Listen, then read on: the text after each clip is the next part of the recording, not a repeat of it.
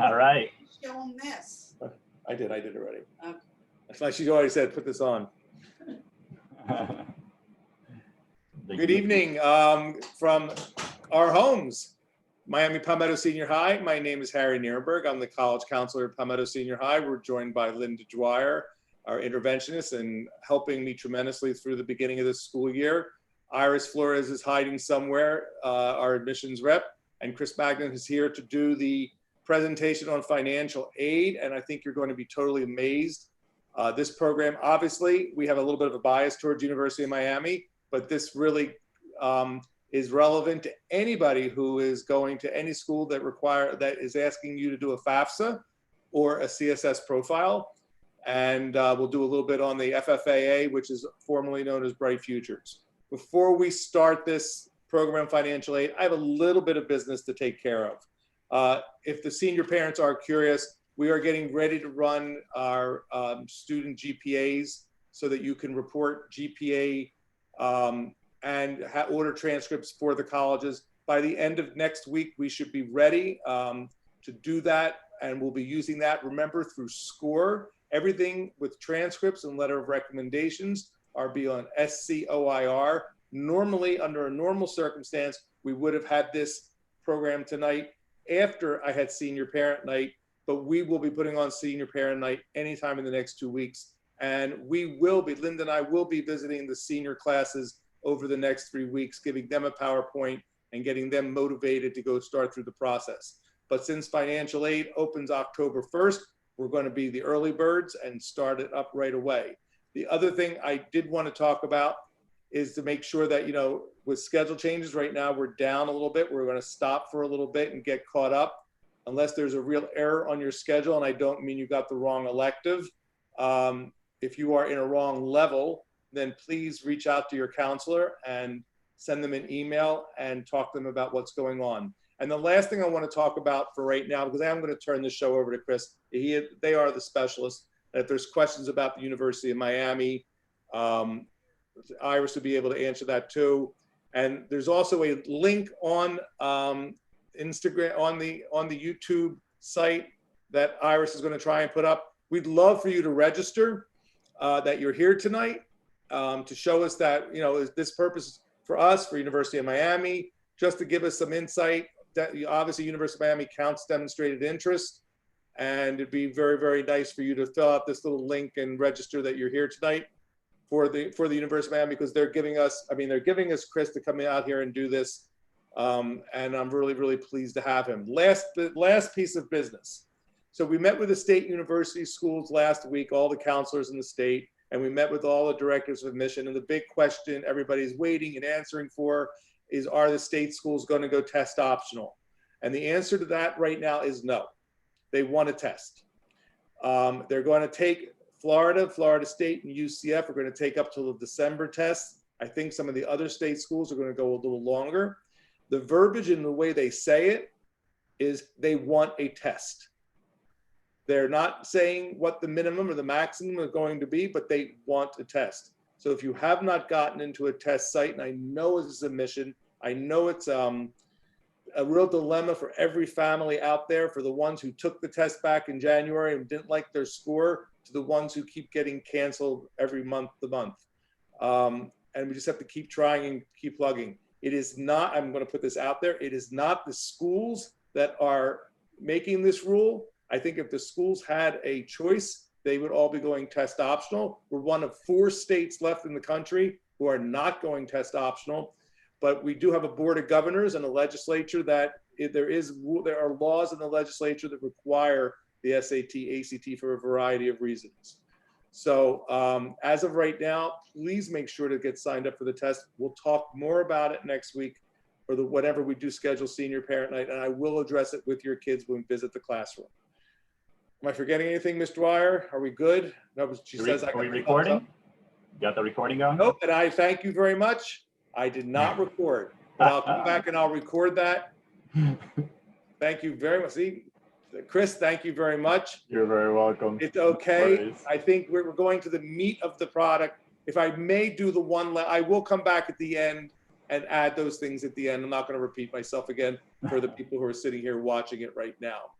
But this is the important part, actually, because 2 weeks from now, I'll have told everybody else. So Chris Magnan, Iris Flores, Linda Dwyer, we're here. If you've got questions, please send them in through YouTube. We are watching it very carefully, and we will try and get that. So Chris, I'm putting myself on mute, which is very difficult to do, by the way. Yeah, I get it. All right, Harry, thank you so very, very, very much. Again, my name is Chris Magnan. I work out of the Office of Student Financial Assistance and Employment at the University of Miami. I've been a financial literacy educator and in higher ed for decades. We're going to talk a little bit about my auxiliary responsibilities. I also run the University of Miami's money management program. I'm officially the senior advisor for financial literacy education and outreach. And I love to visit the schools. I'm sad that I can't make it over to Palmetto officially, but welcome to my living room. Iris Martinez is in our admissions department. You may have met her if she's visited your campus and that kind of thing. She'll be there to answer questions. It is important, if you are interested in the possibility of the University of Miami, to visit that link that got put out there on the YouTube page to register for this event. So it will show up that you attended a UM-sponsored event. Well, kind of Palmetto UM-sponsored event, co-sponsored. But we're going to talk a lot about financial aid. I am not going to bore you tonight, as you will see. The question and answer option that you have on YouTube, we will be monitoring that throughout the presentation. And at the end, first, you're going to see throughout the presentation that most of your questions are going to be answered later in my presentation. But if you have something pressing, please, whether it be about, financial aid, the topics that I covered, or even about admissions, because Iris Martinez is here, you can absolutely hit it up and put those questions in the chat. All right, without further ado, let's get started. Our agenda today, we're going to talk about financial aid principles, and I'm going to bore you at the very, very beginning, and then I won't bore you for the rest of the session. We're going to talk about the different financial aid programs that exist. We're going to talk more about Bright Futures and every kind of financial aid program that the state offers, most of the programs that the government offers. We're going to talk about financial aid at the University of Miami. We're going to talk about the whole application process. The FAFSA form, of course, that is pre-application federal student aid. As Harry said earlier, these forms, the CSS profile and the FAFSA form, they're coming available in about 2 weeks, October 1st, and I'll talk about that in a little bit. We're going to talk about determining financial need and some unique things at the University of Miami, where we're meeting 100% of financial need for those who apply for financial aid for the fall of 2021. You're going to see that in a second. Financial aid timelines, what you should be doing and when. And then we're going to talk a little bit more about financial literacy education and higher education, which is a passion that I've got. So without further ado, let's jump into this. Financial aid principles. I'm going to read this to you, and then I'm going to explain. To the extent that they are able, parents and students have the primary responsibility to contribute to educational expenses before an institution awards financial aid. Institutions should evaluate both income and assets as part of the assessment of a parent and applicant's ability to pay. But the University of Miami and schools don't determine how much you can pay towards the education of your student. We rely on the FAFSA form and the CSS profile, and they come up with this number called an expected family contribution, and I'll elaborate on that in a little bit. But that number is what we use in a little calculation, which I'm going to share the calculation as well, to determine what your level of financial need is. And of course, the FAFSA form does ask about your household size, how many people are in college. The CSS profile does as well, what your assets are, what your income is.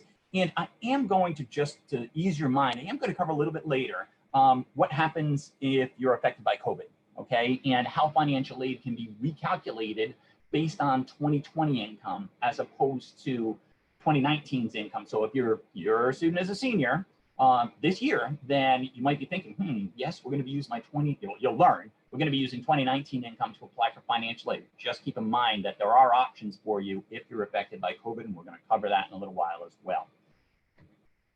The types of financial aid that exists: gift aid. Those are scholarships and grants, free money that you do not have to pay back.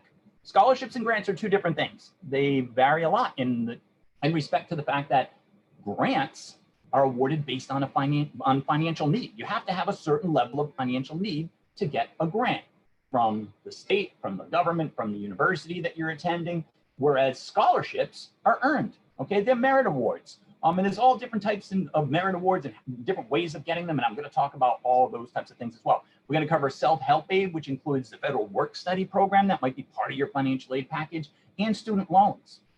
That also could be, and likely will be part of your financial aid package, depending on the school that you're going to, that type of thing. And then we'll talk a little bit about agency assistance. Maybe you get tuition assistance from your parent's employer, or you've got money coming from AmeriCorps or something along those lines. But we're going to cover all of these things today. And like I said, as you're sitting here thinking, what about this? You're probably going to have your questions answered during my presentation. But like I said, use the Q&A as we go through. Merit scholarships. Huge things at the University of Miami, and many schools have merit scholarships. At the University of Miami, we're a little unique. Other schools do it this way too, but your application for admission into the university is an application for a scholarship, okay? For you to be considered for a merit award, all you have to do is apply to the university, okay? If you want to learn about the scholarship opportunities that we have, and I'm going to talk a little bit more about them later on too, and our premier scholarships, which are full tuition scholarships based on how you apply to the university. I'm going to cover that a little bit more, and we'll talk a little bit more about UM towards the end. But if you want to learn more about the scholarship opportunities at UM, miami.edu/scholarships. And just so you know, for merit scholarships at the University of Miami, and it varies by school. Some schools have like a published SAT score that if you get this score, you get this merit scholarship. The University of Miami is a little bit different. We take a holistic approach when we're determining merit scholarships. Same way we look at your application. There are 5 different people in the admissions office that will actually look at your application, your essay, and all those types of things. And they're going to try to see whether or not you get accepted to the university and if you qualify for a merit scholarship. So a lot of schools do it the same way, but some schools may end up having an actual application that you have to complete for merit scholarship. So you got to check with the school that you're interested in. Let's talk about some of the free money that we're talking about that I mentioned before. Federal grants, there are a few of them. The Pell Grant, which is the one that's most common, most well-known. You've heard about it on TV, in the news, or whatever it is. It is a need-based award, and it comes from completing the FAFSA form. You have to have a high level of financial need to qualify for a Pell Grant, and you get about $6,300 an academic year based on this academic year's amounts. Usually the Pell Grant each year is going up a little bit. So if you are starting in the fall of 2021, you can expect, if you have a very high level of financial need, the most you could get is about $6,300 from the Pell Grant. That could be very beneficial if you're going to a state school, because that's about the tuition at a state school. But if you're going to a private school, that may not likely cover what your educational expenses are. So that's why there's so many other types of financial aid that exist. There's also something called a Federal Supplemental Educational Opportunity Grant. It's another need-based grant from the government using the FAFSA form. Okay, we affectionately just use the acronym all the time, SEOG. You got SEOG as part of your financial aid. Keep in mind that this is a limited fund award. Okay, every school is given a certain amount of money to award in SEOG. So make sure you meet the school's filing deadlines for the FAFSA form. And if you have to do a CSS profile application, their CSS profile application deadline as well, so that you don't miss out on awards that are called campus-based awards that do run out. Pell Grants, we don't run out of that money. The government doesn't run out of that money. You're eligible for it, you're eligible for it. But other awards are limited, so keep that in mind. Teach grants, the federal Teach Grant program. If your child is going into interested, or your student is interested in going to a teacher shortage area as a career, and they're going to school for that, they might qualify for a Teach Grant. That's not something that the University of Miami participates in. We do participate in SEOG and Pell and that type of thing, but the Teach Grant program we don't. But the school that you're interested in may. So if your child or your student is going into that degree field, talk to the schools that you're interested in to find out whether or not they offer the Teach Grant. It's it's not a truly need-based program, but it is. You have to do the FAFSA form, because in order for you to qualify for it or be initially considered for a Teach Grant, you have to meet eligibility criteria. You have to be a permanent resident, U.S. citizen. These things are determined by the FAFSA. So like I said, contact your school. They'll let you know more about that. There's so much more than that. Bright futures. All of you are thinking about bright futures right now. My son's a junior in college right now. I have a junior in, my daughter's a junior in college. My son's a junior in high school right now. So we're working towards, him becoming eligible for the Bright Future Scholarship. We've been shooting for the SAT scores, and I'm going to talk about SAT scores that you need and ACT scores and that kind of stuff in just a moment. But I was talking to Harry before this presentation, and he reminded me that, just so you know, the FFAA, which is the application that you have to complete for most Florida state aid programs. It's called the Florida Financial Aid Application. Harry's going to go over that with all of you in November, about November 1st. Okay, so keep in mind, you're going to start working on that at that time. And the FFAA is different than the FAFSA form. One thing about Bright Futures, it's a scholarship. It's merit-based. It's not need-based. You don't have to do a FAFSA form to qualify for it. You don't have to do a CSS profile if your school requires a CSS profile. And many of you are going like, what's a CSS profile? Because you've never heard of it. University of Miami is one of the only schools in the state of Florida that uses a CSS profile, but a lot of high-end private schools and a lot of Ivy League schools in the country use the CSS profile to determine financial aid. And I'll talk more about that in a little bit. But for those of you who are like, what is this thing? I just wanted to give you a little tidbit on that. But it's a merit-based program. Your child, your student ends up earning this based on the community service hours that they do. And we'll see that in a second. And the grades they earn. And it's awarded on a per credit basis. And in a second, you're going to, and it's renewable for all 4 years. And you can use it at the University of Miami. Sadly, it won't pay for all of the University of Miami's tuition. We wish it would. That would be really, really cool. But will it pay? Let's look at that in just a second.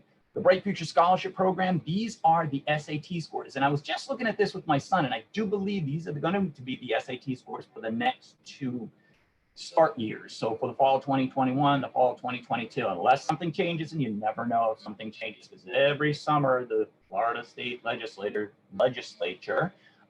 does something a little different. But these are the SAT and ACT scores that you do need to, and weighted GPA that you do need to have for the 3 different types of programs: Florida Academic Scholars, Medallion, and Gold Seal. And you have to have your community service hours, like 100 hours for Florida Academic Scholars, which otherwise is affectionately known as the 100% scholarship. Then Medallion is what they call the 75% scholarship, because it pays about 75% of a state school's tuition. And I think you need 75 hours for the Medallion scholarship. I don't know, because we don't use, Gold Seal isn't a scholarship that can be used at the University of Miami. I don't know what community service hours you need for that, but you can get it on the state's website. And I'm going to share the state's website with you in a little bit. How much is Florida Bright Futures worth? It is worth what you see on the screen right here, right now. Okay. They pay out based on this academic year's per credit rate. And this is the same per credit rate that I think they had last year too. About $6,900 for an academic year if you are a Florida Academic Scholars scholarship recipient. That includes the $300 a semester for books. Just keep that in mind. This is about the state school's tuition and fees. And this is how much they would pay to a private school like the University of Miami. If you choose to go to UM, they will pay to us this amount of money, which is the equivalent of what they would have paid, like I said, to a state school. It is based on 30 credits an academic year, which is 15 credits a semester. One thing about Bright Future scholarships, they vary from semester to semester, just in case you weren't aware. If you take more than 30 credits in an academic year, which is 15 credits a semester, or your child does, they'll get more than this amount in an academic year. It is limited to 120 credits for most degrees as it relates to college level credits. And your dual enrollment credits don't count against the 120 credits you can take at the college level. Just keep that in mind. I'm getting into probably more detail than you need for this presentation, but it's just good to know. There are the 3 different amounts that you see right here is what you can expect to get each year for 4 years. Okay, there are renewal requirements that you have to meet for Bright Futures and for every type of financial aid. And I oversee satisfactory academic progress at the University of Miami as well. I help educate students on what they need to do to make sure they meet the eligibility criteria for all the different types of financial aid. Bright Futures, most awards have a renewal criteria, and you just got to, when you get awarded it from the state, they are going to share with you what you need to do to renew each one of these awards each year. There are more state aid programs that exist, a lot actually. There's one called the Effective Access to Student Education Award. It's an entitlement award. It is free money, not based on financial need, that is given to, it used to be called FRAD, the Florida Resident Access Grant. It's for private Florida institutions only, like the University of Miami. If you are attending the University of Miami, you can get $2,841. That's based on this year's amounts. $2,841 non-need-based financial aid from the government just because you're a Florida resident. That's it. You just have to be a Florida resident and be accepted to the University of Miami. And also you have to be a permanent resident. You can't come in on a student visa as an international student and actually qualify for this. But if you are a permanent resident and or citizen, you get this award without even applying for financial aid. I'm going to talk about applying for financial aid in a little bit, but this is not need-based. It's an entitlement award. Like I said, you're a Florida resident, you get it. This is the first deduction off your costs at the University of Miami and at any school that participates in the EASE program. So just keep that in mind. You want to check with the schools, find out if they participate in EASE. If your school doesn't participate in EASE, there are many private schools in the state of Florida that are not based in the state of Florida, okay? They offer something like EASE, but it's usually a little bit less than the amount of EASE. It's called ABLE, the Access to Better Learning and Education, okay? It is an award that's awarded from the state. Again, it's not need-based. The amount varies from school to school depending on their funding, and it runs out, okay? It is something that you may qualify for. You just have to check with the schools, and these are private schools, not that are in Florida, but not based in Florida, okay? So if you're attending a satellite campus of a school that's based in Chicago, they may participate in the ABLE program, which is free money that you can get each academic year from the state of Florida. So check with the schools that you're interested in on that. And then everybody's probably thinking about Benequisto, the Benequisto scholarship. I mean, not a lot of people get a Benequisto scholarship, but it's a very generous scholarship from the state. I know you have to be a National Merit finalist and things along, a National Merit Scholar, or there's a couple different ways you can qualify for it. But you have to be attending a Florida college or university and pursuing a bachelor's degree, okay? And you have to, for renewing it, you have to have a 3.0. And I kind of talk about the renewal criteria for this award because of the fact that they're very strict. If you do get a Benequisto scholarship, you're the best of the best of the best academically, okay? And they're real strict. If you have a drop as a student, if they have a drop out of a class or withdraw from a class, they can lose their permanent eligibility for the remaining 3 years of college for undergrad. So, and I'm going to show you what Benequisto is all about. But no matter what Florida scholarship program you're interested in, Florida Student Financial Aid, SG.org is the place to go. SG stands for Scholarships and Grants, okay? More information about eligibility for Benequisto and stuff like that, and Bright Futures and all the other state aid programs. We're not going to cover all of them today, but the big ones we are. Can be found on that website. Benequisto, how much is it? Okay, well, it is based on the cost of attendance, and this, again, can be used at the University of Miami. You can use this award, but it's not based on our cost of attendance, and it can be used at a lot of different schools in the state of Florida, as long as they participate in this program. But the Benequisto Scholarship Program, it's the state's cost of attendance that the state comes up with every summer, okay? That $25,368 is the highest, like the national, the state average cost of attendance for living on campus going to a state school in the state of Florida. And the state gives us that number. We subtract out the National Merit Award. They make us subtract out the National Merit Award and your Bright Future Scholarship, because just about everybody who gets Benequisto also gets Bright Futures. Whatever's left, that's what you get as a scholarship from the state. I was going to say from the University of Miami, from the state of Florida. But as I said, it can be used at our school. It can be used at many different schools in the state of Florida, even though it is a state scholarship program like Bright Futures is. Many schools do participate in this. So you may want to just check with the school that you're interested in to find out whether or not they do end up participating in Benequisto and if you can use it at that school.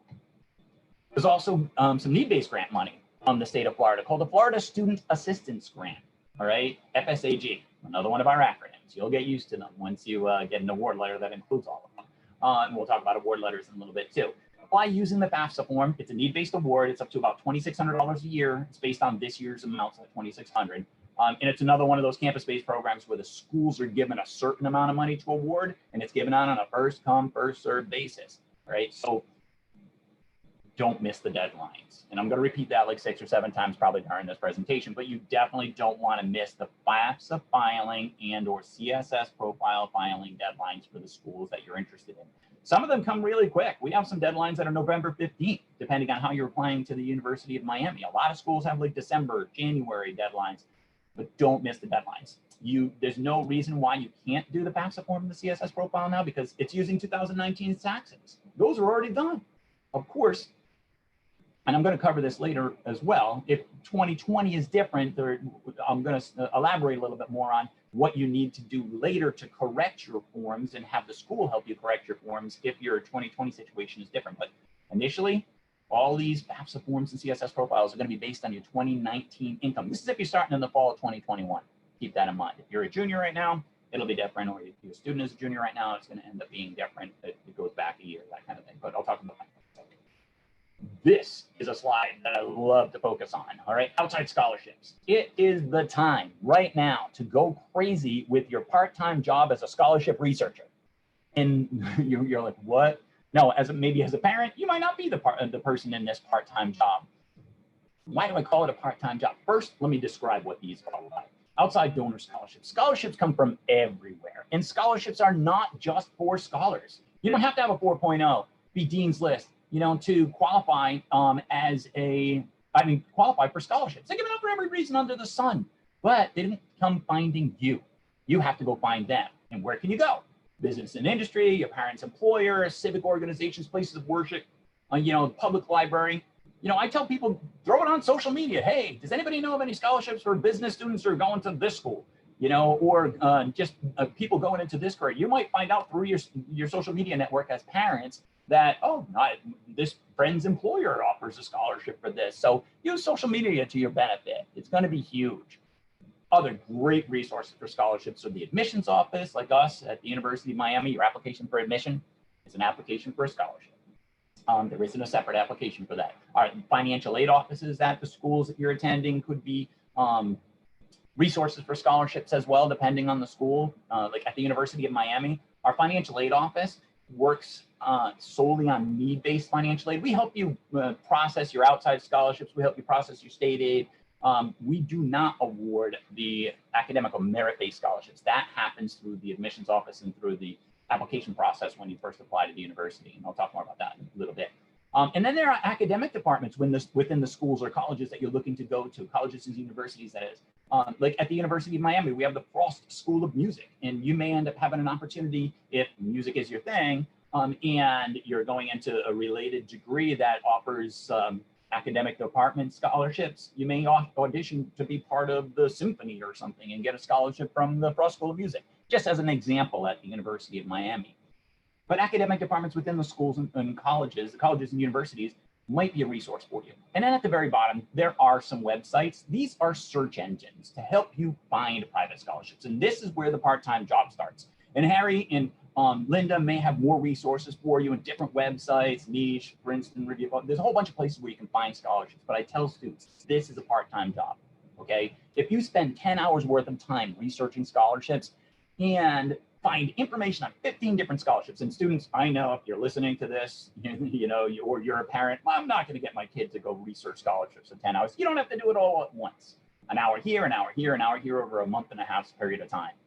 Not going to break it's not going to change your world or anything like that. So if you do spend 10 hours as a student researching scholarships, get information on 15 different scholarships, and then you spend another 10 hours submitting applications online mostly. And some of them are mailed, it varies, but a lot of people are online. A lot of scholarships are online. And you invested 20 hours worth of time, you sent out 15 different scholarships, and you only get one for $1,000. You ask yourself, as a student, was it worth it? And there are some students out there listening to this saying, no, $1,000 for all that work. Think of it as a part-time job. If you invested 20 hours worth of your time and you got paid $1,000, that's $50 an hour. What if you got $2,000? That's $100 an hour. $4,000, you got paid $200 an hour. But you have to do it. You have to spend the time. It can be a very lucrative part-time job, as opposed to paying the $2,000, $1,000, $4,000 out of your pocket when you start school. Yeah, that'll be hundreds of hours of work that you're gonna need, or you're gonna borrow it and then you're gonna have to add interest to that, and then you'll regret it later. So part-time job right now, get on it. And parents, you can help with the research as well, but don't be submitting the applications for your children. Let them do it. And the guidance counselors, the counselors at the schools, at your school at Palmetto, can give you some guidance on, possibly essay writing, or, I don't know how they do that at Palmetto, but there are opportunities, maybe have your English teacher take a look at your essay, or your academic advisor or somebody along those lines, look at your essay before you send it out. Same thing, and that's the same thing with your admissions essays, and your guidance counselors will guide you on that. This part-time job. Can I interrupt for a second? Absolutely, Harry. Okay, just because we're local scholarships, I just want to make sure you guys know local scholarships that we present are on Edmodo, which you guys all have the code for that. And now that we're using SCOIR, SCOIR, which all of you should be joining, we'll be posting a lot of scholarships through there. So they'll be the two main ways we'll be sending you scholarships. Sorry for interrupting. No, that's perfect. Thank you. Great segue. Awesome. Other scholarships, like I said, tips for scholarship research. As you go through this process, don't rule yourself out. Like I said before, scholarships are not just for scholars. They give it to you based on your career aspirations, your hobbies, what you went to school for, your ethnic heritage. It could be for everything under the sun. It's not just about grades. Some of them awarded based on financial needs, some are academics, but don't rule yourself out. Get in there, and when you're in those search engines and you're creating a profile for yourself, be generic, okay? Be generic with creating your profile. And why I say that is you don't want to just go in there and say, I don't do nothing and I just sit around and all I do is I play YouTube. I play video games on the computer, If it says, am I interested in sports? Yeah, I'm interested in this, that, and the other thing. What kind of hobbies do you have? Oh, I do this, that, and the other thing. You can read through the scholarships that get rifled down to you and funneled down to you, after you get the information. But if you're too specific in the search engines, you may not get opportunities and you may not hear about scholarship opportunities that you could have otherwise applied for. So keep that in mind. Apply for as many awards as possible. Absolutely. 15, 20, 30. You really should be shooting for like the 30 or 40 if you can do it on going into your senior year. And remember, the scholarship season is, it starts in there are scholarships that can be applied for in your junior year, but most of them are between like October, end of September through April or late March of your senior year. It's called the scholarship season. I call it the scholarship season. So pay close attention to deadlines, because if you miss the deadline for a scholarship, you're going to be out of luck and you're not going to get it. Look for scholarships from a variety of resources, like I said, on sources. Like I said, tell family and friends that you're searching for scholarships. Make use of the scholarship directories and search engines. Be careful with scholarship scams, and I'm going to talk about that in a little bit. And then at the end, if you get a scholarship, write a thank you letter. Be memorable to that scholarship organization, because if not all of them renew scholarships, and not all of them renew everybody's scholarship. But if you want to stay on their good side, they may put you into a different file or a different category for renewability based on, the student sending a thank you letter, a personalized letter, signed by them. Thank you so much, that kind of thing. It could go far for you. So it can work out for you in the long term. So warning signs. Again, scholarships. They are free monies, usually coming from charitable organizations that want to help students get into school, okay? They're not people trying to collect money from you. If people are charging you for scholarship applications, you should walk away, all right? They shouldn't be charging you. There are legitimate companies that do charge scholarship application fees, but usually they collect more scholarship application fees than they do award in scholarships. I've seen it many, many times. So you can, pretty much everybody out there that's offering scholarships should be free of charge for you to apply for them. You'll get people with scams that will contact you. Hey, I got this great scholarship. We saw your academic history, and all of a sudden, they're calling you and saying, just give me your information, or you can give me your credit card, and I can guarantee that you're going to get $1,000, and this secures your, if money's getting involved, and it sounds too good to be true, and you didn't solicit them, it's probably too good to be true. Okay, so you just got to be careful of scholarship scams. If you ever want to check out a company, you can go to the Better Business Bureau, check their reviews online, see how long the company's been in business, look at all the prior scholarships they've awarded, where the students went to school, and things like that. So it's not too hard to find out whether a company's legitimate or not, but you should be the one outreaching to them, not them outreaching to you. We'll get a lot of robocalls, a lot of scam calls, so be really wary of that. Then we're going to talk a little bit about student loans, okay? Student loans are part of financial aid packages at most schools, okay? The government will, as part of the financial aid, the FAFSA process, the government will determine if you're eligible for what's called a direct student loan as a student. And they could be a subsidized loan or an unsubsidized loan. The interest rates, because of COVID and everything, this summer, the interest rates went down a bunch. They went down almost 2%. It's 2.75% is the interest rate. And students are like, I don't even know really what that means. It's very low. And if you have a subsidized loan, it doesn't earn interest while you're in school, including grad school if you stay continuously enrolled. Student loans, parent loans, private loans, which I'm going to touch upon, they are not something that you should make a decision on until you've exhausted all the free money options. And you should spend the time and effort and resources and to apply for as much free money as you possibly can. There is a 1% processing fee. These are deferred until 6 months after graduation, or if somebody falls below half-time status, they go into repayment if you take like one class. But if you get a subsidized loan, it'll be interest-free until after school, all right? If you get an unsubsidized loan, that earns interest. They both have the same interest rate. It earns interest while you're going to school, but in both scenarios, you don't have to make mandatory payments until 6 months after you're out of school. And this, just so you know, the government sets limits. It's not, everybody thinks, oh my God, the government's gonna max out, or schools are gonna max us out with loans from the government. We can't. You know, these amounts are the amounts that are set by the federal government. They're limiting students borrowing to try to make sure that they don't overborrow. Freshmen can only get up to about $3,500 in subsidized loan money and $2,000 in unsubsidized loan money if they're eligible for a subsidized loan, but freshmen can't get more than about $5,500. You know, even if the school costs $70,000, $80,000, $100,000, whatever it is, their cost of attendance is high, they still can't get more than this. And that's why schools come up with different types of financial aid, and you're going to learn more about ours in just a little bit. The number in green off to the right, that is for independent students only. Okay, independent students are determined by the FAFSA form, not that you are 19 years old and I do my own thing and I pay my own cell phone bill. It is determined by the FAFSA form. You have to be 23, you can be an orphan, in foster care, have children of your own if you're married. You know, these are the types of things that make you independent. But I do want to point this out, and you can see the green paragraph or line at the bottom. If parents are denied for a plus loan, you might not know what a plus loan is, but you're going to know in the next slide. If they're denied for a parent loan for undergraduate students, a dependent student can get an extra $4,000 from the government. This is the amount that the government allows students to get in an academic year. So what is a plus loan? I'm going to share with you in just a second.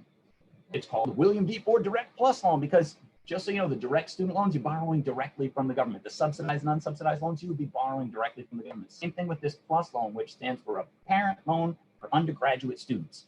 Right? It's in the parent's name. You do have to complete a FAFSA form to apply for a plus loan, though. It's not a need-based award, but we have to make sure that you're either a U.S. citizen or permanent resident and have the eligibility to apply for a plus loan, and we use the FAFSA form for that. So you do have to be a FAFSA filer to complete a parent loan for undergraduate students if you choose to use this as an option. This is a loan that's in the parent's name, not in the student's name. It's not co-signed or anything. It's in the parent's name. It's got a 5% interest rate, a 4% processing fee. They call it an origination fee. And it's based solely on the credit of the parent, okay? You can get, if you have good enough credit from the government, you can end up getting enough through this loan program to cover whatever the cost of education is at the school that your child is attending, okay? But it is credit-based. They don't look at your debt-to-income ratio. They don't look at whether you even have a job. This loan doesn't have to be paid until your child leaves school as well. You can and should pay on it while they're in school, at least the interest, but it's not required to be paid while they're in school. You can defer it until 6 months after they're out of school, just like their own student loans. It's not the best thing to do because it can cost you more in the long term, but this is the most common loan that parents take out in the United States to help offset anything that they can't afford to pay out of pocket. And how you apply may vary by school. So you got to contact your school, and you don't do this like any final decisions on loans shouldn't be really done. You can do the research, but you shouldn't really make final decisions on borrowing until the summer, once you've exhausted all the free money options. And then there are private loans. If a parent doesn't want to take out a loan in their name, or a parent does not have the credit to take out a parent loan, a plus loan. Students, there's no FAFSA required for this, can take out loans through like Bank of America, Wells Fargo, Chase, Truist. You know, there's so many different lenders. And they're all in this database, the blue elmselect.com. This is not a lender's website. It's a database of lenders. So this is something that students can apply for with a credit-worthy cosigner. Even international students can apply for private educational loans, but they have to have a cosigner that is a U.S. citizen or permanent resident. Okay, but this is a database of lenders. If you're interested in looking into different options, they all have different interest rates. It's based on your credit and your debt to income ratio of your cosigner. Again, you have to be employed to apply for one of these, not as a student, but as a, you have to have a source of income coming in for the cosigner, and they have to be creditworthy, which means they have to have pretty good credit and have a steady income, and you know, their interest rates can vary by lender and everything like that. So take a look at that. If you're interested in looking into private loans, this is where you want to go to look at it. Elm Select, just so you know, ELMS, stands for Electronic Loan Management Systems. And elect is like you elect the loan and choose the loan that you want. And this company that manages this site is the go-between between universities and the lenders. They're the ones who, if you get approved for a loan, they're the ones who help get the money to the school. All right. So, and then there's work study, another type of what we call self-help aid. Work study is a federally funded part-time job on campus. It's a need-based award. You have to do the FAFSA form. Like at the University of Miami, we have about 4,800 students working in student employment positions on campus at any one point in time. This academic year we did, and about 60% of them were working in work study positions. 40% were working outside of the work study area, which is an opportunity at some schools. Some schools have job opportunities that are not work study, like the University of Miami. We have research opportunities in different departments that just hire students as like part-time employees of their department. But the federal work study, it could be part of your financial aid award package, right? With all your scholarships, your grants, the work study, a student loan, could all be part of this financial aid package that you receive from the school. But it is not applied to your tuition. It goes in the child's pocket, your student's pocket, on a biweekly basis. You'll get a paycheck every 2 weeks. And some people think, no, but if my child works, we're going to get less financial aid in the future. That is not the case. Work study earnings are excluded on the FAFSA form for future years when they're looking at your child's income. Other income they look at, but work study earnings, no. You want to do, and I encourage every single student who gets a work study award to participate in work study. It helps with your graduation rate. It helps you get more connected to the university. You learn about the inner workings. You network. It's a great opportunity, and it works around your class schedule. You only work like 9 or 10 hours a week. It's pretty convenient. In most, not all schools have this, because it's a campus-based program. You know, if you don't meet the application deadlines for schools, even if you have a lot of financial need, you might not qualify for work study. Some schools, you actually have to apply for work study after doing a FAFSA form. Some of the state schools do that, even here in South Florida. But campus-based program, got to do your FAFSA form, take advantage of it. It does not go towards your tuition. It's the amount of money that you will earn throughout the academic year via a paycheck when you get this award. So keep that in mind. And then there's agency aid, like I mentioned before, like AmeriCorps. If your student is really interested in doing community service, you know, you can look into this on your own at this number, the 800-942-2677, either to get help while you're going to school. You can do some work before school. You might already be involved in it now. Could be something that you get involved in after school to help with graduate school expenses and things like that. So, and helping to repay your loans. AmeriCorps is a great opportunity, great company, great organization that is. So if your child is into community service, this is the way to go. And then the Florida Prepaid Tuition Program. Many of you have it, and this is not financial aid, but I want to cover it, and I want to make sure people know that it's not financial aid and that schools do not look at this as financial aid. It is an investment plan that you as parents or the grandparents had put money into to help pay for your child's college education. All right. And it could, there's so many different Florida prepaid tuition programs. There's the 4-year university plan. There's the 2+2, which is 2 years community college, or college, not community college anymore, college and then going 2 years into university. There are fees plans, tuition differential, room plans, meal plans. There's a whole bunch of different ways you could have signed up. So everybody's benefits from Florida Prepaid will be different. And just so you know, you can use Florida Prepaid at the University of Miami. You can use it at a lot of schools, even outside of the state of Florida. But if you choose to use it at the University of Miami, they will only pay to us what they would have paid to a state school. If you had a 4-year university plan, they will not pay for 4 years at the University of Miami, sadly. That would be all kinds of cool. I would love that. But yeah, no, they're not going to do that for you. It is a great program. The thing is that once you decide on a school, or once your child decides on a school, you have to tell the Florida Prepaid Tuition Program about it. You got to say, hey, my child is going to this school. And then you have to notify the billing office of the school that they're looking to attend. It's a 2-step process, okay? And it's once you start it, for most schools, it just goes on autopilot for the entire 4 years. You don't have to do anything else. The school will bill the Florida Prepaid Program based on a confirmation that your child is enrolled as a full-time student every semester, and then they're going to pay on a semester basis to the school.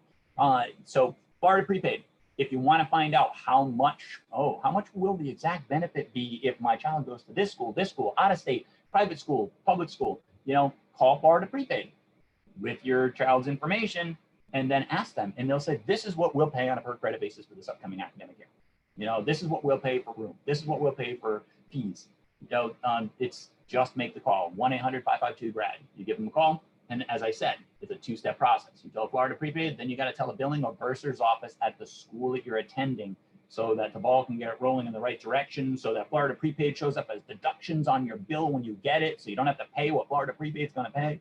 You know, you want to get a jump start on this quick, not the week before the bill is due. You want to get this stuff done in the spring once you've decided on a school by around May, beginning around May, because I think that's pretty much everybody's deposit deadlines. But Florida Prepaid Tuition Program, definitely look into that. And applying for financial aid, how do I apply? All right, I've mentioned the FAFSA form, I've mentioned the CSS profile, but at the University of Miami, it starts with a yes. And you're like, yes, do I just gotta tell you? Yeah, just say yes on the YouTube right now, and we'll take care of it for you. No, on your common application, there's a question that asks, are you interested in need-based financial aid? And if you answer yes, you will be considered for need-based financial aid when your FAFSA form comes in. Okay, you still have to, this doesn't apply you for financial aid. You don't apply for financial aid by answering yes on the common application, but the yes gets the ball started at the University of Miami and alerts the financial aid office that there will be a FAFSA coming in for this student. Okay, there will be a CSS profile form coming in for this student. And if you haven't done your common application, I don't think too many people have done it yet, but it might be starting now.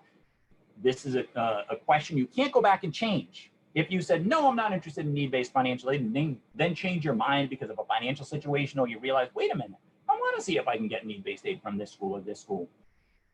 You have to contact the school if you've answered no on your common application. They'll walk through the steps that you need to go through to correct it with the school so that we know you're interested in need-based financial aid. Because if you check off no and then you do a FAFSA form at the University of Miami, we're not going to see the FAFSA form. We're not going to import it. We're not going to do anything with it because you said you weren't interested in need-based financial aid. So, and this may be the same at a lot of schools. So if you're interested in need-based financial aid, common application, say yes. Then applying for financial aid. I'm going to touch upon the CSS profile form, the weird form that you guys may not have heard about before. It is the form that the University of Miami and many other high-level schools and a lot of the private schools, Ivy League schools in the United States use to determine need-based aid from the school that you are looking to attend, okay? This form is used for grant money, okay? And you'll see, and I mentioned it before, grant money can be $30,000, $40,000, $50,000 a year for 4 years here at the school if you've got a lot of financial need. It's done through the College Board, the same people who do the SATs, ACTs, that kind of thing. The student is the one who completes this form, okay? There are 2 forms that need to be completed if your biological parents are not together, okay? There is one done by you as a student with your custodial parent and step parent if they're remarried. And there would be one called a non-custodial parent CSS profile that has to be done by your non-custodial parent. And but many people, I know many of you are like, oh, I haven't seen my dad in 12 years. I haven't seen my mom in 12 years. She lives in Guam somewhere. She took off somewhere. I don't know where I haven't met him since I was born. Whatever. All different kinds of reasons why you may not have the ability to contact this person ever.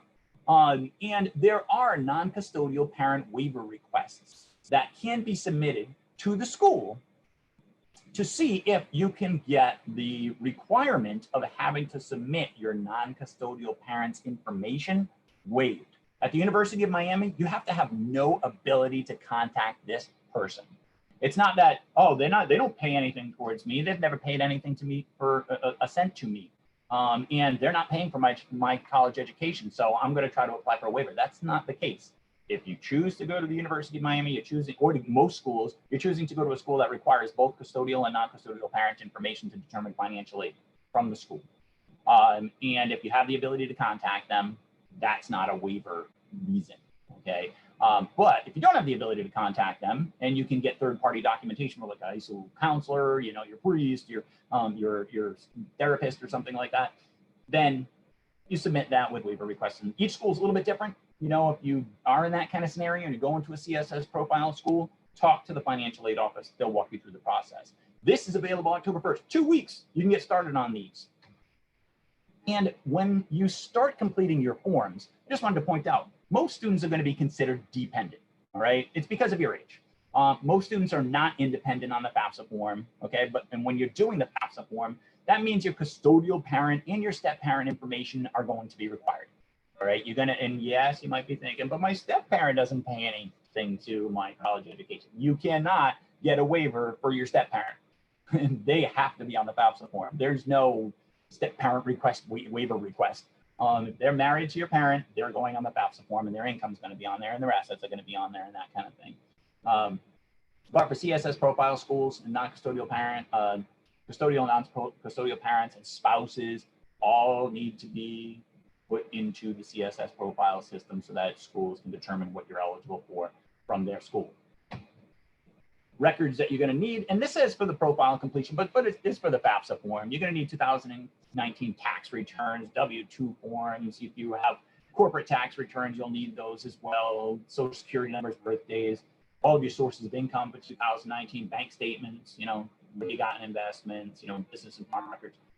They'll ask a lot of questions, and it's not that complicated, actually. When you get in there, you know, you have your tax return with you, you have an idea as to what your property is worth and things like that. One thing about the FAFSA form, it doesn't look at the home you live in, all right? The CSS profile does, but the FAFSA form doesn't look at the home you live in. So it could be worth $1 billion, and they're never gonna look at it, which is kind of cool. So if you're just going to a FAFSA school, they're never gonna look at the property value. But CSS profile is a little bit different than a FAFSA form. It asks about more things than the FAFSA form asks about. It's not drastically different. It takes a little bit more time, but you do need these types of records before you start the financial aid process. And before you even jump into doing the FAFSA form, I'm going to explain something just really quickly. You should already be creating at this point in time an FSA ID, which is your login to do a FAFSA form. You can do that right now. You can't do the FAFSA form until October 1st. But parents and the FAFSA form, I'm going to get to that slide in a second, but the FAFSA form is completed by both the student and the parent, and you both have to have a login. So you can actually get online. I'll show you the website in just a second. You can get online and create that login. I just wanted to remember that before I got past that slide. Create that login now in preparation for October 1st when you can do the FAFSA form. All right, you're going to end up needing this. There's a system called IDOC. All schools that use the CSS profile use this system called IDOC to collect tax records, okay? So you're gonna be submitting your tax records through, it's a College Board's encrypted program to allow you to safely and securely submit your financial records to the university. You do it through the College Board, and then they provide us with electronic access to the records that you submit to them. Schools that don't even use the CSS profile, some of them use IDOC. Okay, so if you get an email about IDOC, I want to put this slide up here so that you understand it's not spam, right? This is your notification on how to log in and submit your tax records, because you're going to probably need to submit tax records. And when they ask for tax records, they're going to want signed tax records. They're going to want the entire tax record. If your tax record is 120 pages long, you need a 120-page tax return. So just keep that in mind. It's not just the first page, the 1040. You need the whole thing, okay? Only W-2 forms, corporate returns, things along those lines too. So you got a big tax return, just plan to turn it into a PDF so that you can upload it to IDOC when you're applying for financial aid. And IDOC isn't for all schools. Other schools have their own encrypted ways to collect documents. They may be through their website. So different schools are different. So just check with the financial aid office, and I'm sure they're going to remind you how it works at their school, but a lot of schools do use IDOC, so just keep that in mind. And then the FAFSA form, FAFSA.gov, okay? This is something, and CSS profile is something you have to do each academic year at a lot of schools, not at the University of Miami. That CSS profile application I just talked about is only done once. You do it once for your freshman year, and you use it for all 4 years, it's good, you're done. You know, the FAFSA form, though, on the other hand, has to be redone at every school, every single academic year, right? FAFSA.gov, this year it's going to use 2019 taxes. It's used to determine need-based aid from the state and from the federal government, like Pell Grants, work studies, student loans, state grants that we mentioned before in some of the prior slides. One thing that's good about the FAFSA form is that filling in the tax records is actually as easy as linking your FAFSA form to your IRS records. They're both part of the Department of Education, part of the government, that is.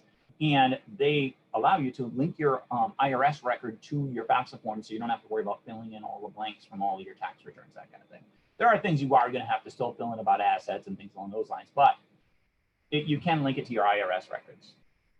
Remember, student and custodial parents have to electronically sign this form, get that FSA ID. Okay, it's available October 1st, as we've been talking about. This is the time to start being prepared for this. Get your records in a folder so that when October 1st rolls around, you can start working on this right away.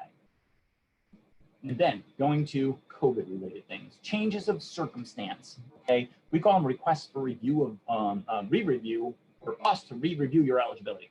And what we do is, if you do have some extreme circumstance, some financial circumstance that isn't evidenced by what's on the FAFSA form, like you had a change of income in 2020, you have to tell the financial aid office. You know, your parents got separated, you have to tell the financial aid office. If a parent's spouse or someone passes, you got to tell us. We're not going to know until you communicate with us. But there are things that we can do. We can switch your FAFSA form and your CSS profile to reflect what your new income is going to be for 2020. Or if you're going to be starting in September of 2022 and you're a junior right now, you're going to use your 2020 income for financial aid for your first year. And then if 2021 is different, you can do the exact same thing each academic year. If your financial situation is different in the year that they're not asking about on the FAFSA form, let your financial aid office know.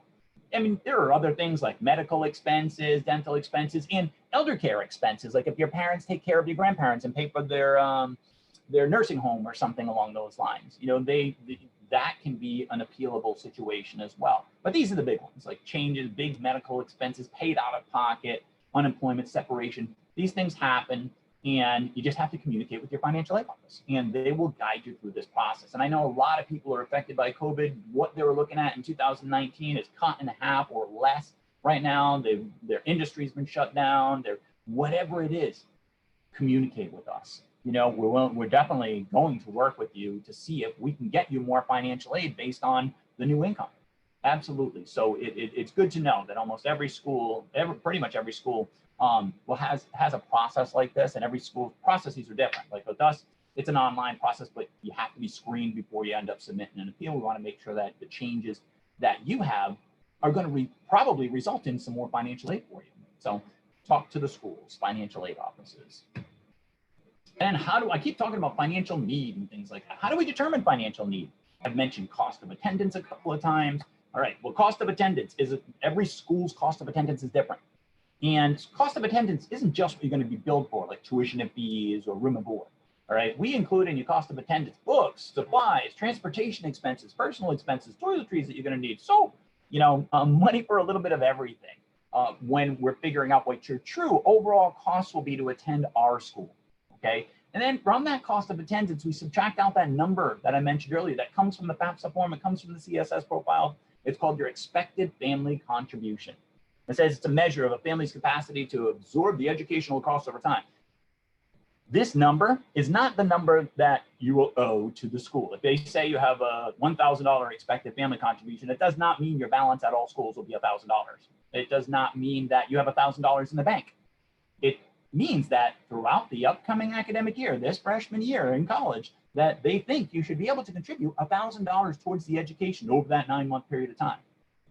That's what that expected family contribution number is. It's calculated by the Department of Education or the College Board in the CSS profile, with the CSS profile. And then the number is given to schools.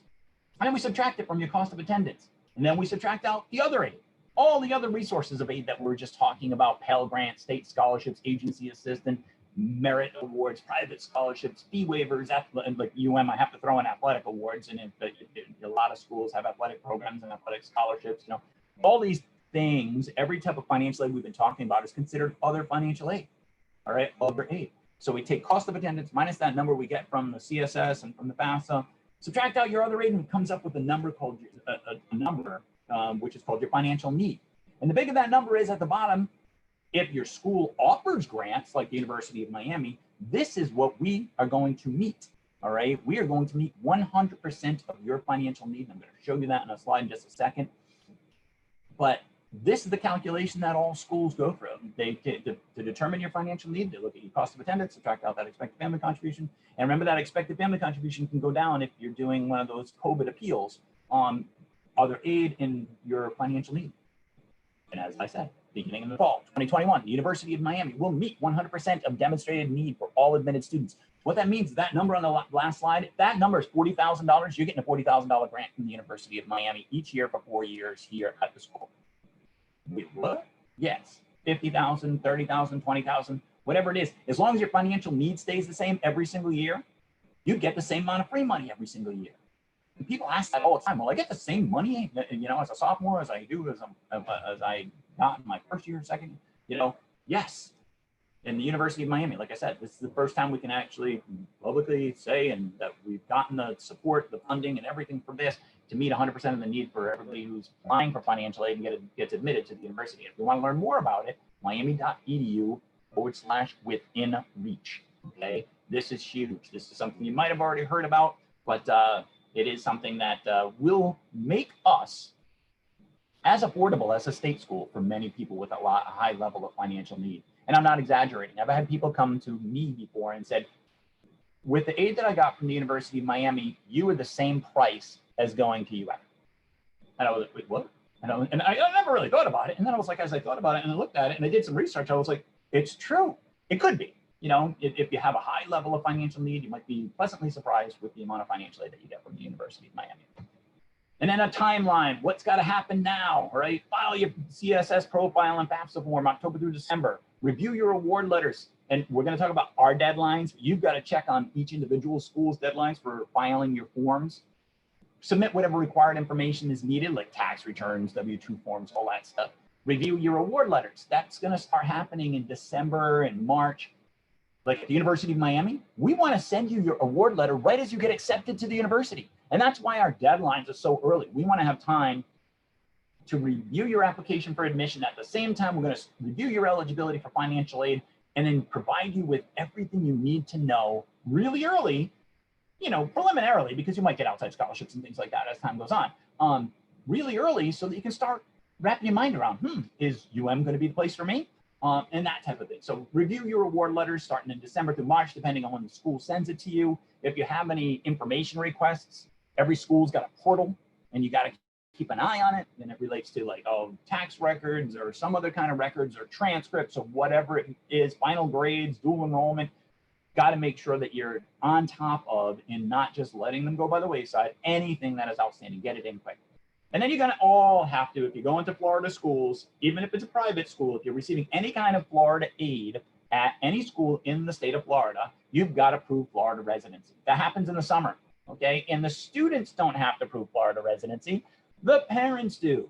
As parents, you're going to have to end up submitting not tax returns, sorry. Yeah, well, for financial aid, you could. But you're going to have to submit things like driver's licenses, voter registration card, car registrations. Those are the most common things to prove that you've been a Florida resident for more than a year prior to your child starting in a college or the college of choice. All right. So it is parent Florida residency that has to be proven. So keep that in mind. Loan applications, as I said, don't worry about that until like May, June, before the payment deadlines, of course, but figure out the free monies first and then decide whether or not you need a loan. If you get awarded financial aid, a loan as part of your financial aid, you don't have to accept it. For us to process your loans, you do have to accept them. There are some steps you have to go through. You have to fill out an application, do some counseling and things like that. But loans are not something you have to take out, okay? You can make the choice, but I always tell everybody, wait till late in the spring, early summer before the payment deadlines, and then start applying for what you can't afford to pay out of your pocket. And then comply with tuition deadlines. You do not want to be surprised by, oh my God, my parents missed the payment deadline and I lost my roommate assignment. Or I lost my preferred schedule and now I got to go start from scratch. I worked with my advisor for, 3 months to make sure I had this schedule. You don't want things like that to happen to yourself. So make sure that you comply with whatever the tuition deadlines. That's usually late in the summer, and then reapply for financial aid every year. UM's financial aid filing deadlines and applying for admission filing deadlines. These are our dates. If you are early decision 1, early action, it's November 1st for your Common App, and it's November 15th for your financial aid applications, okay? This shows you when we're going to tell you about your admissions notification, which is when we're also going to tell you about your financial aid, okay? One thing is a little asterisk you can see next to early decision 1 and early action at the very bottom. It says in fine print, eligible for premier scholarships. As I said before, your common application is an application for a scholarship from the University of Miami, okay? If you only those who apply early decision or early action can be considered for premier scholarships. You can learn about premier scholarships through the admissions website on our webpage. But they are our full tuition 4-year scholarships to the University of Miami. All right, we have several different types of premier scholarships. And again, there's no separate application for them. It's your common application, and our admissions office decides whether or not you meet the criteria and you are a perfect fit for one of the different premier scholarships. And they will notify only early decision 1 and early action applicants about whether or not you get a premier scholarship. Early decision 2 and regular decision students will still be considered for merit awards, you know, up to like 25, 28. I don't know, like the exact limit. It changes a little bit every year, but they're not full tuition scholarships. You will not be getting full tuition scholarships if you're an early decision 2 or regular decision applicant. And for those who are thinking about schools and maybe going to a school that has one application deadline, if you're early decision 1, that means you were born and bred UM. You were a Cane since you were a kid. Mom and dad were a Cane. You know, I've been a Canes fan my whole life. I'm going to be a Cane. And Harry, if he can put on his mask, if you take Harry's got his own mask as a UM, a Hurricane mask. But you were born like this, you know, you were a little kid and your parents were like, this is, you know, what you need to know. That's an early decision 1 applicant. All right. Early action means you're very interested in UM, but you're still looking around a little bit. And then you get into early decision 2 and regular decision, you know, but these are the deadlines. These are the financial aid deadlines. You can't miss them. You want to make sure you get your stuff done. And if you have any challenges with meeting a deadline because of something really strange going on in your world, talk to your financial aid office. These are the dates that you got to be thinking about when it comes to UM. And our money management program. Our mission statement is advancing personal finance education 1 student at a time. Okay, if you want to learn more about our money management program at the University of Miami, I personally think that financial literacy education and teaching students the critical life skills, we call them via the Money Talk series, and we do a lot of programming. I literally every semester I'm doing 50 to 60 different sessions on money talks. I'm going to classrooms. I'm working with clubs and organizations, Greeks, the student government, Greek life, everybody. And we're doing so much at the University of Miami because, you know, critical life skills like this, you can't pass up a free education about them. You can see all the different programs that we have, and there are a lot more than what's listed here. But we think that students should strive to be their best financial self. And we help them do that through our Money Talk series, which is virtual sessions, on-campus sessions. It's a pretty intensive it's not a program where you have to sign up for it. You've got to go to every session. You can pick and choose what you want to end up doing, but it's free as part of your tuition and fees at the University of Miami. And even though your parents might have given you some advice, you're going to learn a lot by participating in this. And a lot of schools do, and a lot of higher education institutions do think that financial literacy education is critically important. I truly do. I'm number 11 out of 12 children. I don't come from an independently wealthy family. And I've been a financial literacy educator for about 20 years now. I made all the mistakes you probably could make when I was in college because I had nobody telling me the right thing to do. My dad didn't have time. I was like, you know, at the bottom of the barrel of all the kids. And my dad lived the mentality with he never had a credit card. He never had any financing. He never took out a loan. He had a business. He was successful in that kind of thing. But I mean, it was a whole different world back then. But there's so many resources that you have now. And I'm kind of passionate about this. If you haven't figured it out, I am at the point right now in life where I've learned so much from the mistakes I made when I was in college, how I tweak things, how I change things, all the stuff that I've learned in my last 20 years as a financial literacy educator, and it's time to pay it forward. And this is the program that we do it for. And then I encourage everybody, visit your net price calculators at the schools you're interested in attending. Every school has one. If you're sitting there, you know, I don't know if we'd be eligible for any kind of need-based financial aid from this school, from this school, from this school, or from the University of Miami. Visit our net price calculator. It'll give you a rough idea. It doesn't give you your actual exact award letter or anything like that, but it does give you a rough idea as to whether or not you might qualify for something or not.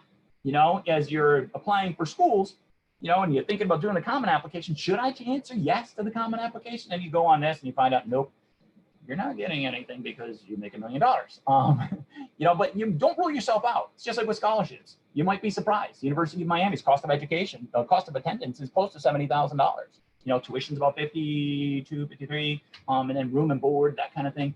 So you may end up qualifying for aid from us that you will be surprised that you thought you weren't going to qualify for it, because we didn't get anything at the state schools we applied for, or another private school. But UM's a little different. You'll find that out on net price calculator.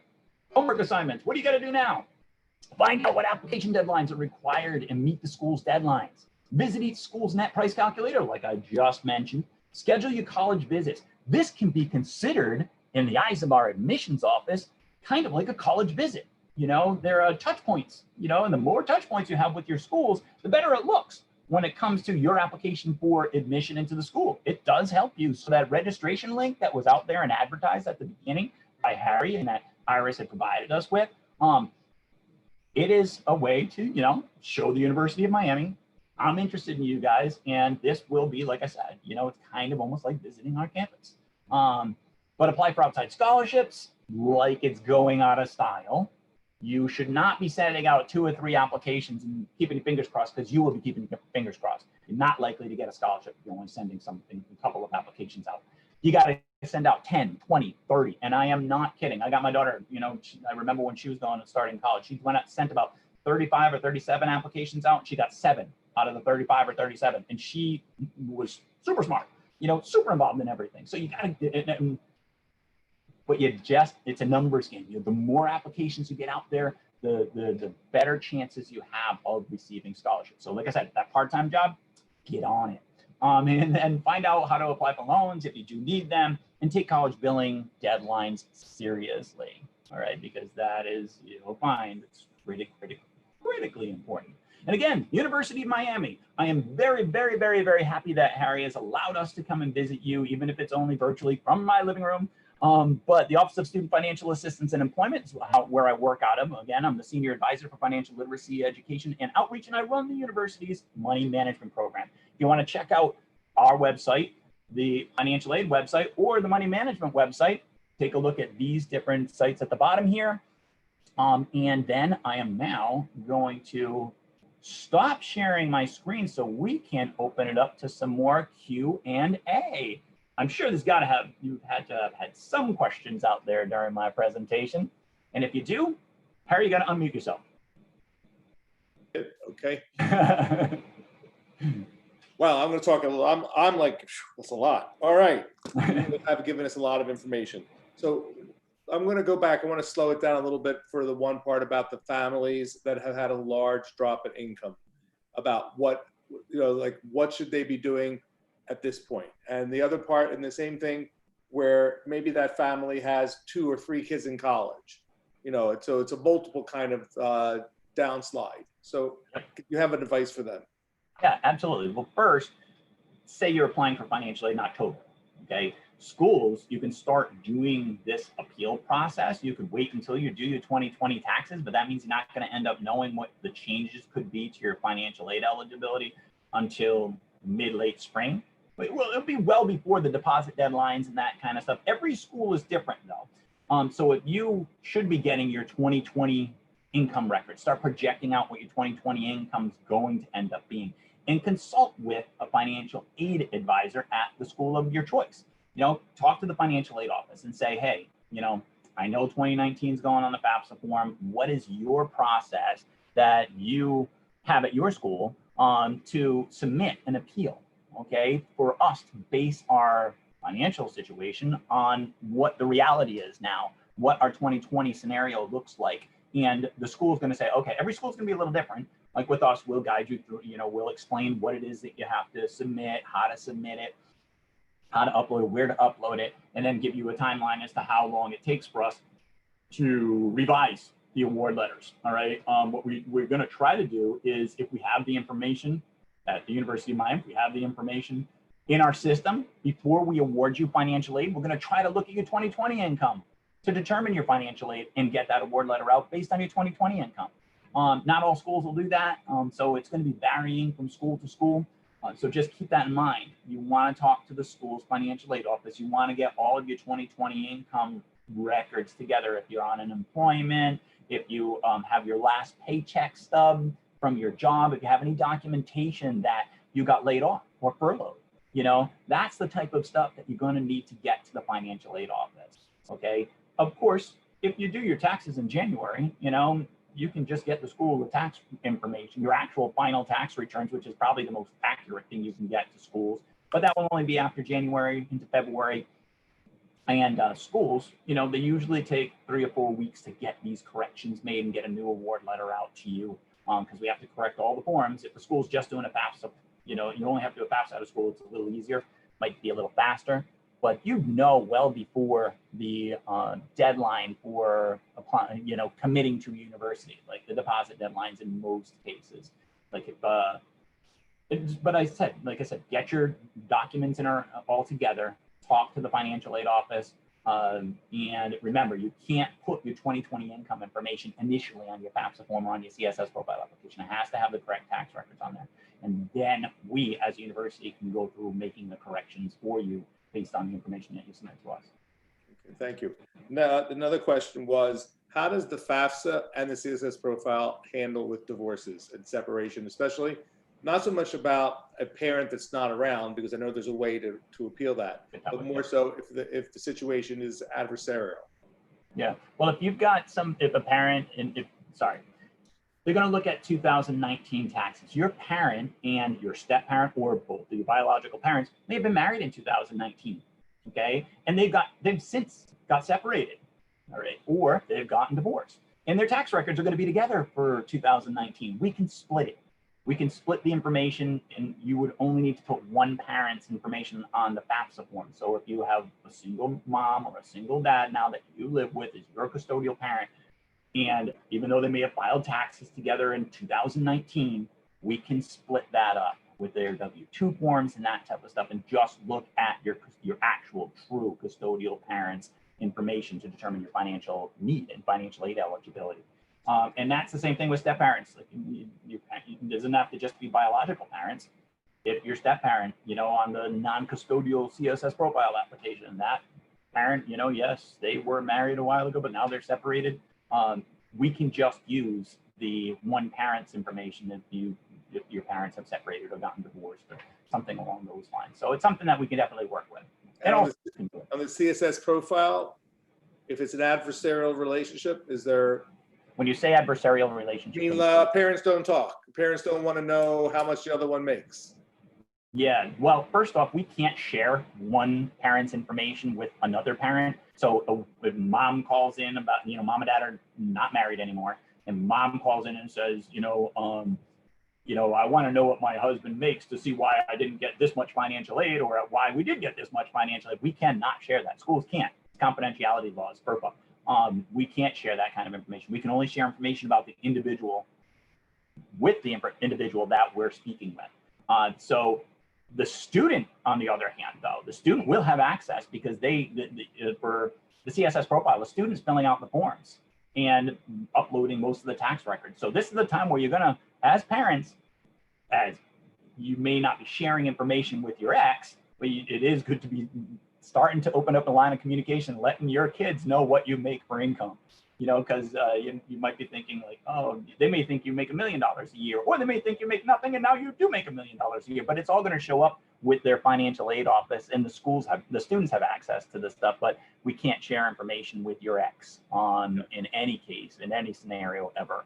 So, yeah, I know the big joke is I ask kids what their parents do for a living and they don't know. Yeah. Let alone how much they have an office. They work in a big building. That's right. They're a doctor. What kind? We don't know. Okay. If you do not submit the FAFSA because you won't qualify for need-based, will you still be considered for merit-based scholarships upon application? At the University of Miami, yes. Every school might be a little bit different, but at the University of Miami, absolutely. Yep. You have to check that box, though, in the beginning on the application. You check off no on the common application, right? Saying, no, I'm not interested in need-based financial aid. Because the reason why you check off no is if you check off yes, we're going to keep asking you for a FAFSA form and a CSS profile application. It's going to be on your to-do list. And if you don't do what's on your to-do list, that can be held against you as part of the admissions process. It really can.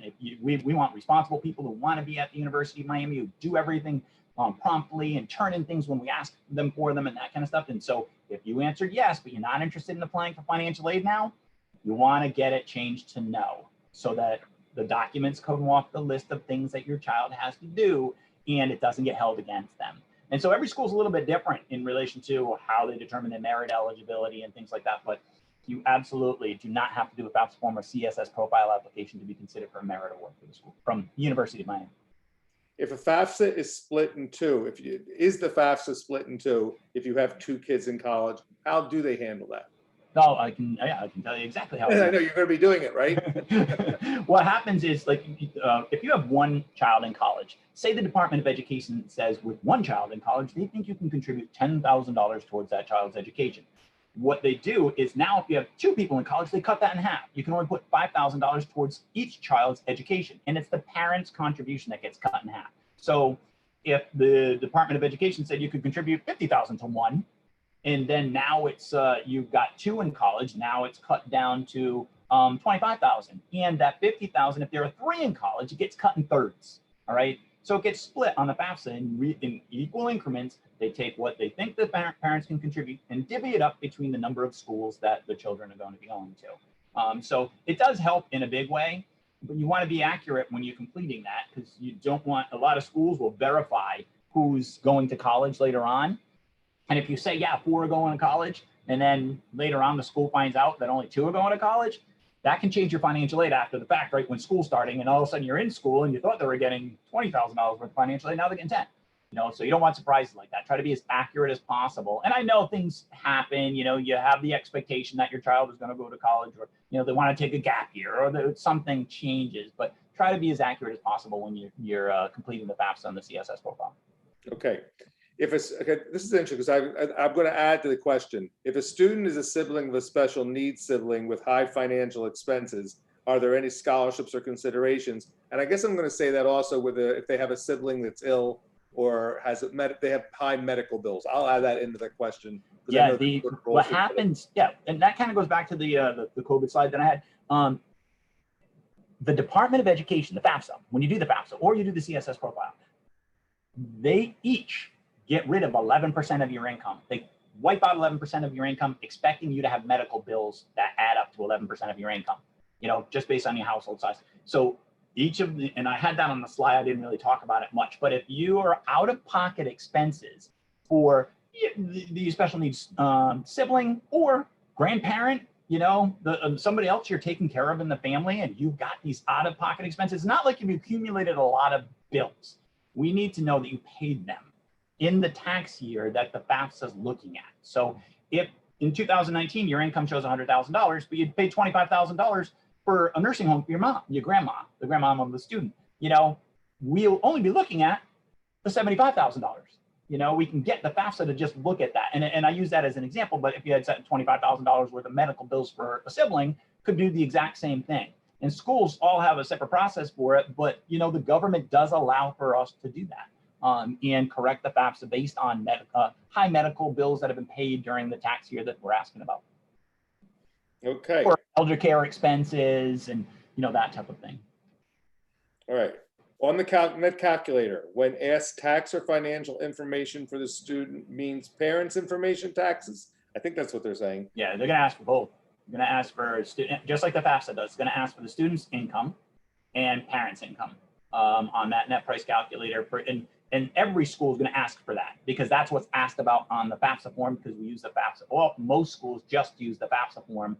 About 80% of the schools in the country use just a FAFSA form. And so they're going to ask about assets and income of both the parent, the custodial parents, and the students. And like on our net price calculator, we're going to ask about non-custodial parents information. So we're going to ask about income and assets for the non-custodial and custodial parents. But if you're going to a school that just does a FAFSA, it's just going to be information about the student and the custodial parents.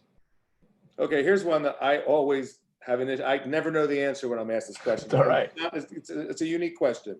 How do I file the FAFSA and CSS as a foreign national who files taxes outside the United States, yet my son is a U.S. citizen?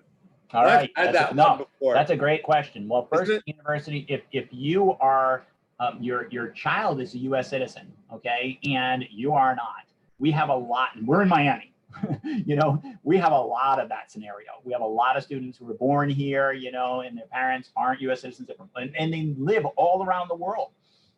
We can use foreign tax returns. We can use foreign tax records, even if they didn't work here. If they are a U.S. citizen or eligible non-citizen, like a resident alien, and their parent works in this country, you know, you'd be reporting the tax information. If they have like a work visa to work here, you'd be reporting whatever their tax information is here. If, say, even, and just so you know, the University of Miami, and I didn't even mention this, if you are an international student, the University of Miami has international student grants that you would just complete what's called an international student CSS profile application.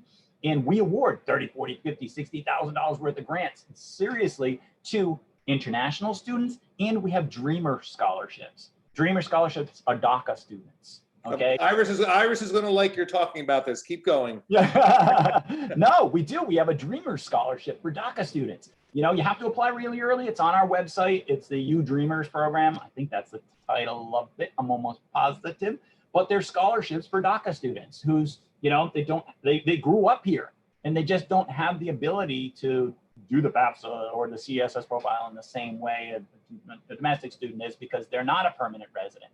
So we do have, it's not unlimited, but we do have DACA scholarships, and generous ones, you know, that are awarded to students based on financial need. You know, there's a lot of different opportunities at the University of Miami. I can't speak for all schools, you know, not everybody does what UM does, but we have international student grant programs. We have international student merit awards. We have DACA awards through the Dreamers program. There are so many students that, if they're kind of confused as to, oh my God, my parent lives in Haiti, but I live with my aunt here. Don't put your aunt's information on the FAFSA form. That will come back to haunt you later and it will be bad. Okay, so that's a great thing to point out. We have a lot of students make that mistake. Oh, because I live with my grandma and my parents live in Haiti. You know, my parents live in Cuba. My parents live in Guatemala or wherever. You use your parents' information from the foreign country. And even if I have a question. What about the grandparent who files taxes with their grandchild as a dependent? Nope, doesn't matter if they claim them unless they adopted them. If they adopted them, yes. Okay. They are on the FAFSA form. They are now the mom or dad officially. They're officially the custodial parent once they've adopted them. But if they've just been given legal custody, legal guardianship for, since the kid was 16, they just have legal guardianship documents saying, oh, well, I'm just letting my grandma take care of them. It's a very touchy situation, and you can't normally put your grandma. You know, if you are living with a relative, that's fantastic. Talk to the financial aid office, because it can get complicated. But most of the time, you're going to end up needing to use your parents' information, even though they're not in this country. And it could be to your benefit, because the foreign country they live in, with the conversion of the dollar, if you live in Brazil, the conversion of the dollar is like 7 to 1 right now. So maybe they're making 50,000 reais in Brazil, but it's worth 10,000 here, and they can survive there, but they couldn't survive here on the money that they made. And that can make you get more financial aid. You might be surprised. A lot of people oh no, I don't know what to do. Talk to the financial aid office. They'll walk you through it. And you were talking about one thing I have on my notes to say, from one extreme to the other. Other schools, every school is so unique in their needs and their requirements. And so many schools are doing not just CSS profile and the FAFSA, they've got their own financial aid form. The Ivy's they got a supplemental application. Yep. And I just want to make sure that, as you're doing this program, the application process, parents, make sure that you keep track of what schools are doing what when it comes to deadlines, what they require. Anything else. And on the other spectrum of it, if you file a FAFSA complete and your child has a 3.0 weighted GPA, Miami-Dade College is free on the American Dream. So, there's another reason why to fill the FAFSA out, even if the income, you don't think you're going to get any money from the government. There are two reasons. And the comment I always get from parents is, why do I have to file out? If I'm filling out one, why do I have to fill out the other? And sometimes 3 even. It becomes cumbersome in their minds. Yeah, you mentioned Miami-Dade. We have an articulation agreement with Miami-Dade. The students that come out of their honors program and after 2 years and come into our program, we've been meeting 100% of their need for years, and guaranteeing academic scholarships. And it's been a great program. I mean, now we're meeting 100% of need for everybody, but we've had great relationships with a lot of the state schools in the area. It's been Miami-Dade honors, best kept secret in the county. No, absolutely. It is, and they give you don't pay anything there. You get a Pell Grant, you get it as a refund. So I'm just trying to make sure I got everything here that's been asked. if one parent asked if a FAFSA, I thought FAFSA was required. If we select no on the Common App, we do not need to do it. That's for you, Right. but that's for you. That is for us. That is our process. Like I said, you've got to check with every school on what they require. Some schools may say, no matter what you put on the Common Application, if we get a FAFSA form, we're going to process it for you. For us, you're not on our radar if you don't check yes on the Common Application. You know, Okay. you just won't be. So One you had a reason for checking no, and then now you just learned that we meet 100% of need, and now you're going to be like, wait, I want yes. You know, talk to if your child is not on this with you, talk to them about that. Make sure that they're answering yes if you want to be considered a need-based aid. And a couple other things that the parents, where you can't, even though the child's not making anything, you can't, you know, the child's income is counted on the FAFSA, but you know, how does that really work when the child's making a couple $1,000s a year?